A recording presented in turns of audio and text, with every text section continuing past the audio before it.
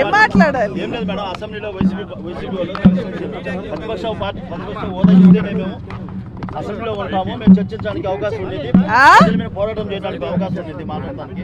ఏంటి ఒక్క నిమిషం ఎవరో ఒకరు మాట్లాడండి. ప్రతిపక్ష హోదా ఇస్తేనే మేము అసెంబ్లీలో ఉంటాం, ప్రజల సమస్యలు వినిపిస్తాం. ప్రతిపక్ష హోదా రావడానికి నిబంధనలు ఉన్నాయి.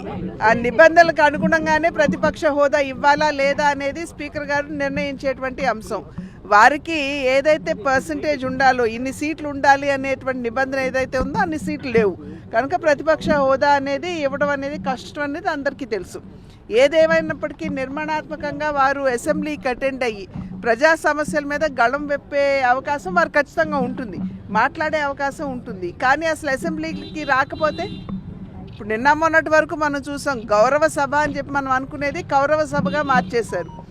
అంతకుముందు అధికారంలో ఉన్నప్పుడు ఎవరైనా గళం విప్పాలి అని చెప్పి లేచి నిలబడితే వెంటనే మైకులు కట్ చేయడం, బూతులు తిట్టడం, ఈ రకంగా ఎవరిని కూడా మాట్లాడనివ్వలేదు.